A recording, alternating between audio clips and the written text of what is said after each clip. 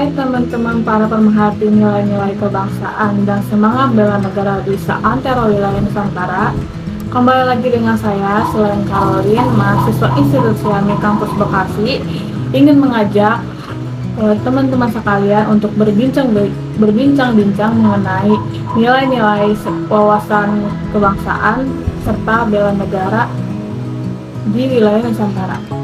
Kegiatan berbincang-bincang mengenai nilai-nilai kebangsaan serta bela negara ini guna untuk memenuhi salah satu tugas mata kuliah pendidikan kewarganegaraan tahun akademik 2022 sampai 2023 di kampus Institut Siami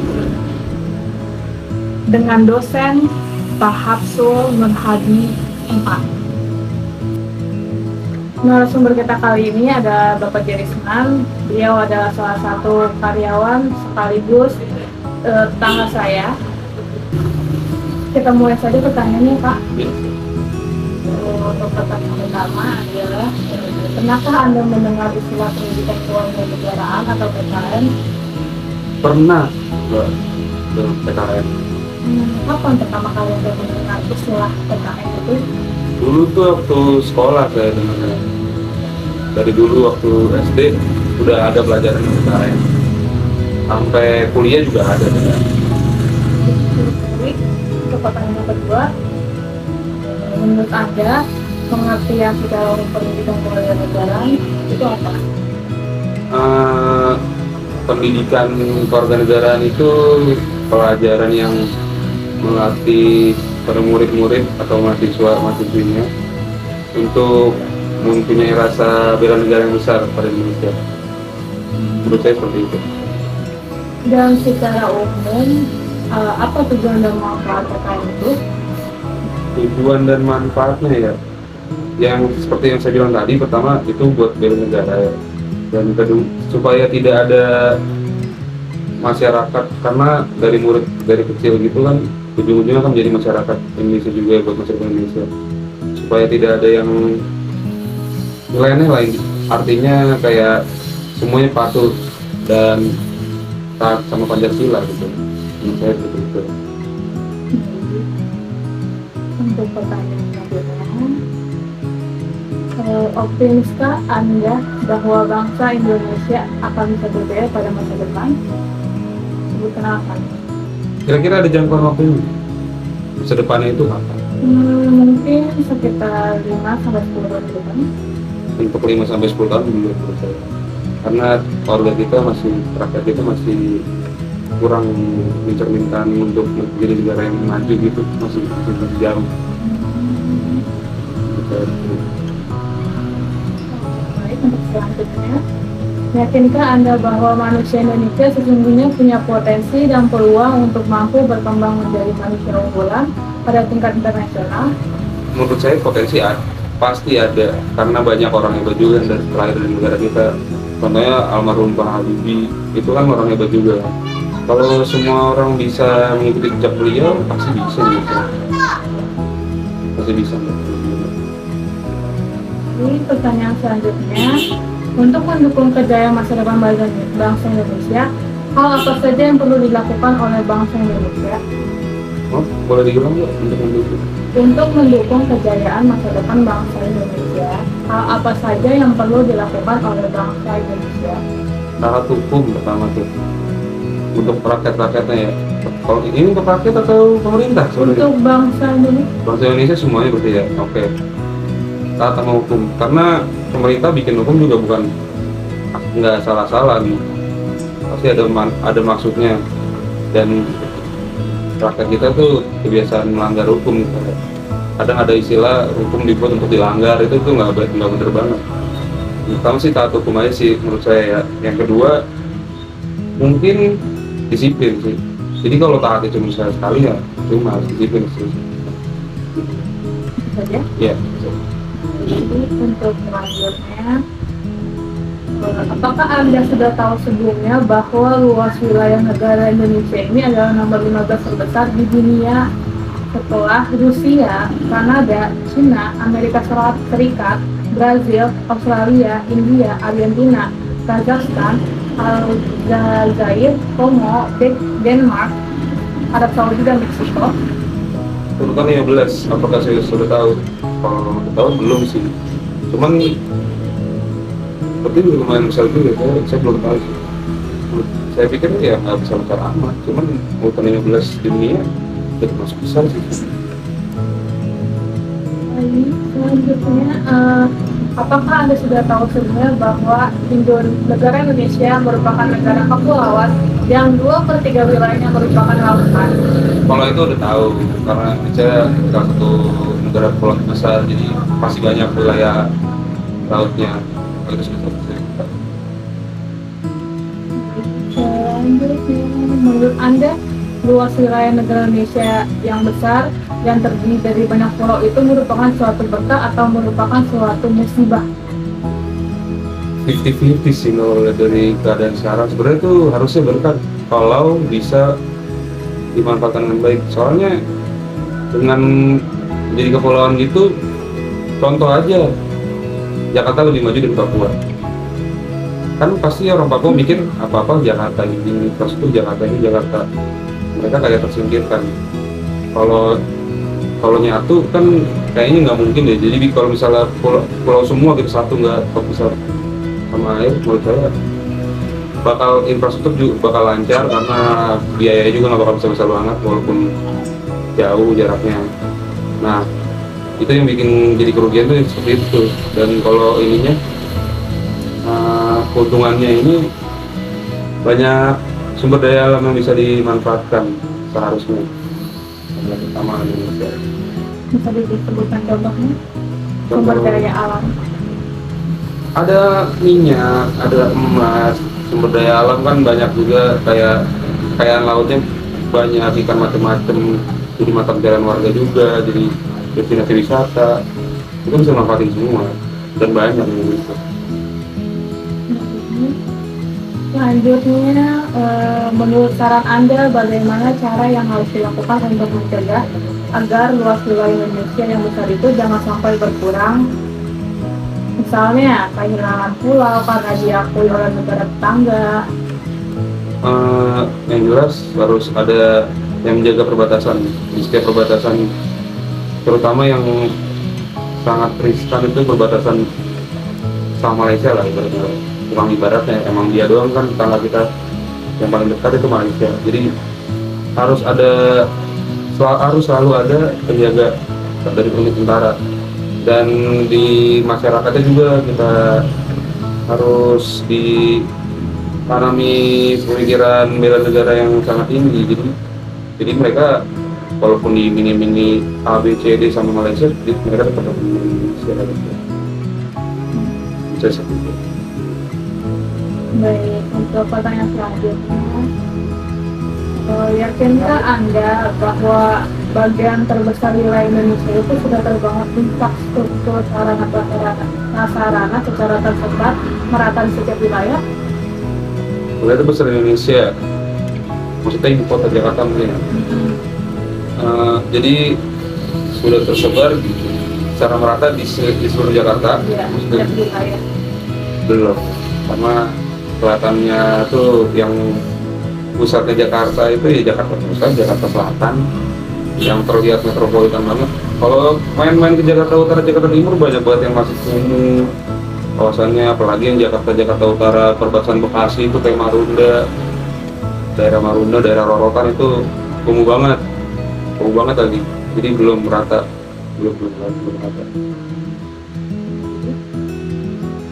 Selanjutnya pertanyaannya yaitu, Indonesia itu dikenal kaya dengan sumber daya alamnya. Negara lain punya tambang emas, tambang minyak, kayu, perkebunan, juga kekayaan perikanan di lautan. Menurut Anda, yakinkah bahwa kekayaan alam Indonesia sudah dimanfaatkan secara optimal untuk sebesar-besarnya untuk meningkatkan kesejahteraan rakyat Indonesia? Menurut saya belum terlalu optimal. Udah dimanfaatkan cuma belum optimal menurut saya. Karena masih ada banyak ini kelihatan lah Mbak, rakyat kita juga belum makmur. Jadi belum merata.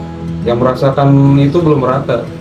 Menurut saya kalau udah maksimal semua rakyat Indonesia bisa ngerasain dampak positifnya dari pemanfaatan itu.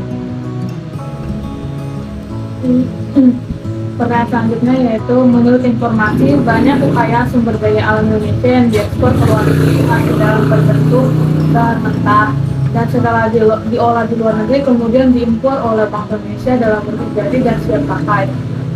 Jika info itu betul, menurut Anda apakah hal itu sudah memperlihatkan adanya pemanfaatan secara optimal kekayaan alam Indonesia untuk sebesar-besarnya demi kesejahteraan rakyat Indonesia? Kalau lihat seperti itu jelas nggak ada ininya loh, nggak belum pemanfaatannya tuh belum maksimal ibaratnya itu. Cuman kalau kita lihat apakah kenapa diekspor dulu baru diolah luar baru diimpor lagi kita, mungkin memang kurang mungkin ya kan, saya nggak tahu ya soal ekspor, mungkin belum adanya sumber daya manusia SDM yang mumpuni buat ngolah atau buat memegang proyek itu, atau mungkin alatnya nggak ada atau mahal cara buatnya. Tapi jadi agak dimaklumin, tapi kalau terus menerus seperti itu ya salah juga. Harus ada tindakan Indonesia supaya nggak usah sampai mereka ekspor dulu baru impor lagi, harus olah sendiri baru ekspor keluar gitu. Baik, selanjutnya tahukah Anda bahwa jumlah penduduk Indonesia adalah jumlah terbesar keempat di seluruh Indonesia setelah Cina, Amerika Serikat, dan India? Itu saya tahu, mencapai tempat saya. Baik, selanjutnya menurut Anda, besarnya jumlah penduduk Indonesia itu merupakan suatu berkah atau suatu musibah? Untuk sekarang musibah, karena kota yang karena Indonesia terlalu terpusat sama Jawa, industri di Jawa, semua di Jawa, jadi semua dari Sumatera, Kalimantan, Sulawesi, Papua, semua ke Pulau Jawa itu padat, kendaraan jadi banyak, pabrik-pabrik banyak, polusi di mana-mana, itu musibah menurut saya. Kecuali kalau Indonesia bisa manfaatin kota besarnya untuk kota industri atau pemerintahan berbeda. Istilah kota-kota besarnya banyak lah, nggak cuma, jadi pilihan rakyat Indonesia tuh nggak cuma minyak duit Jakarta, nggak cuma gitu doang, ada misalnya pulau mana itu bakal bisa jadi juga sih, tergantung pemanfaatan pemerintahnya aja sih.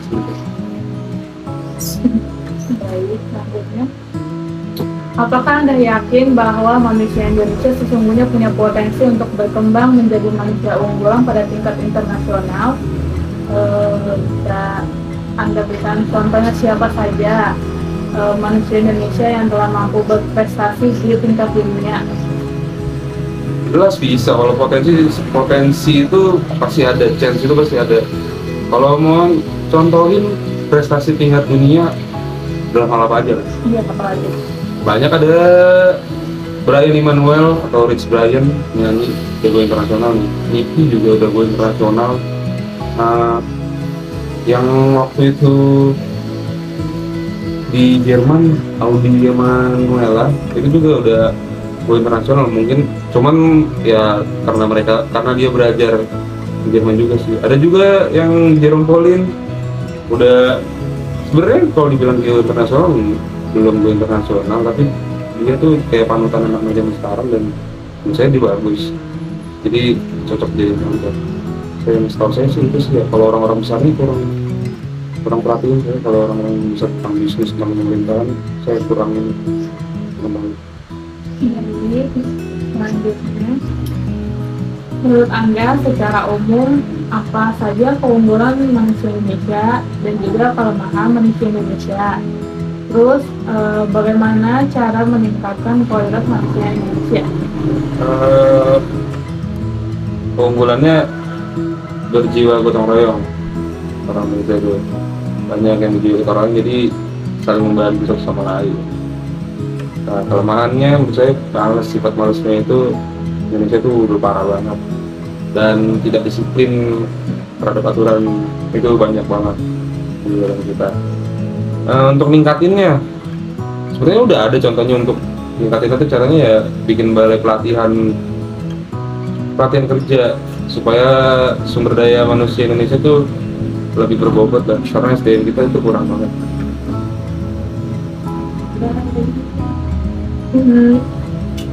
Pertanyaan selanjutnya yaitu menurut Anda Apakah pendidikan keluarga negaraan itu ada kaitannya dengan wawasan kebangsaan dan penguatan semangat bela negara? Ada, harusnya ada, karena yang pernah saya pelajari itu ada kaitan. Selanjutnya, menurut saran Anda, bagaimana cara agar rakyat Indonesia dapat semakin memahami dan mengamalkan wawasan kebangsaan? Bagaimana? Menurut saran Anda, bagaimana cara agar rakyat Indonesia dapat semakin memahami dan mengamalkan wawasan kebangsaan? Dimulai dari rumah sih. Peran orang tua juga penting. Kadang orang tua juga ibarat nonton berita ada anaknya di belakangnya kecil. Sedang orang tua lagi kritik pemerintah, ini jelek ini gimana mau bener rakyatnya, mau kayak gini. Terus secara nggak langsung ditangkap sama anak, pemerintah nggak benar. Dan Indonesia nggak jadi gimana ya? Kalau anaknya besar juga jadi mungkin bakal jadi seperti orang tuanya yang nggak percaya sama pemerintah, dikit-dikit nggak percaya. Memang bagus kritik, cuman kan nggak semuanya harus dikritik, dan kritik itu harus benar, bukan yang cuma menghina doang. Jadi seperti itu dari rumah awal. Jadi, menurut pendapat Anda, perlukah dalam masa sekarang ini rakyat Indonesia diberikan pendidikan bela negara? Masa sekarang perlu, tapi apakah bakal berbeda sama pendidikan kewarganegaraan atau sama? Kalau misalnya garis besarnya sama, nggak perlu, udah di pendidikan kewarganegaraan itu aja yang ditambahkan materi-materi tentang bela negara, nggak usah harus ada pendidikan baru lagi. Misalnya gitu.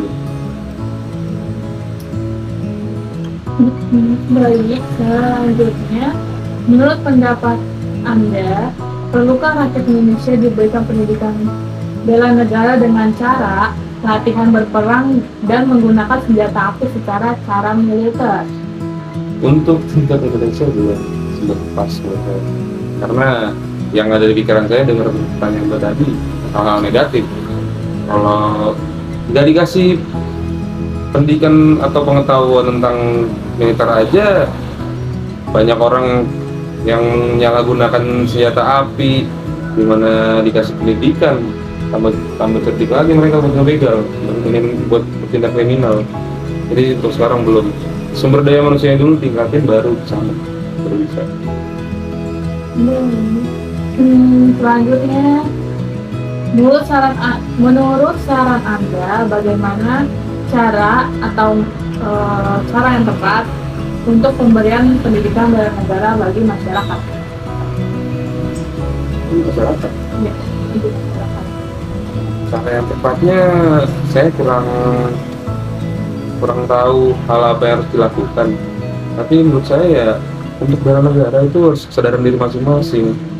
Jadi kalau untuk cara gimana nggak bisa kita ngomong ke warga, ke rakyat juga ke orang-orang lain. Mereka pasti punya pendapat masing-masing dan sulit pada beban seorang kita. Jadi saya belum tahu cara yang mana harusnya bagaimana saya belum dapat. Baik. Selanjutnya, apa saran Anda agar Indonesia dapat memahami dan mengamalkan nilai-nilai wawasan kebangsaan dan semangat bela negara? Mungkin menurut saya itu dari saat ulang tahun Republik Indonesia 17 Agustus. Saya cuma nggak tahu itu bakal berhasil atau enggak. Saya cuma sekilas saya dapat ide. Dari situ tuh jangan hanya cuma upacara dan lomba. Oke, lomba, didikan lomba. Lombanya cuma hal-hal yang bermanfaat. Yang untuk pertanyaan tadinya apa, Mbak? Apa saran Anda agar rakyat Indonesia dapat memahami dan mengamalkan nilai-nilai wawasan kebangsaan dan semangat bela negara? Nah, jadi tentang lomba-lomba yang bisa menciptakan rasa bela negara dan atau mungkin ada kuis atau ini. Jadi 17 Agustus itu lebih kerasa tentang ininya, tentang bela negaranya, atau tentang perayaan Indonesia itu nggak cuma selebrasi asal-asal. Itu aja. Mungkin bisa dari situ. Saya cuma kepikiran sih dari situ doang sih. Baru tadi saya gitu. Baik. Selanjutnya, yang terakhir, menurut saran Anda, materi penting apa saja yang perlu diberikan pada mata kuliah pendidikan kewarganegaraan? Materi penting. Ya. Nggak ada contohnya. Nggak? Ada.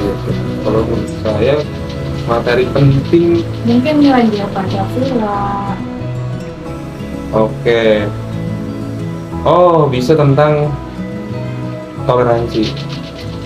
Nah, toleransi Indonesia ini kadang perlu ditanyakan, kadang ada orang yang bilang toleransi tapi tindakannya enggak, omongan saja. Karena saling menghargai itu penting di Indonesia. Untuk meningkatkan nilai-nilai Pancasila harus saling mengerti dulu di antara rakyatnya. Kita kan udah merdeka udah puluhan tahun, ada di Indonesia ini tinggal kelas ini harus saling memahami kalau ini tuh begini jangan sampai ada saling senggol-senggolan gitu. Bisa mungkin dikasih materi seperti itu, jadi nggak cuman tentang Indonesianya aja, cuman dalam Indonesianya itu loh, rakyat-rakyatnya seperti apa macam-macamnya, dan supaya mereka bisa memahami kalau orangnya itu seperti ini. Gitu. Baik, terima kasih. Udah deh. Ya, kita sudah selesai. Pertanyaan saya sudah lengkap semua. Oke. Terima kasih kepada Bapak Jarisman Ya. sudah berkenan meluangkan waktunya. Ya. Sekaligus mohon izin hasil video wawancara ini setelah diedit akan ditanyakan di channel YouTube. Oke. Iya. Boleh. Baik, terima kasih. Terima kasih sekali lagi. Sama-sama, Mbak. Baik, Iya. terima kasih.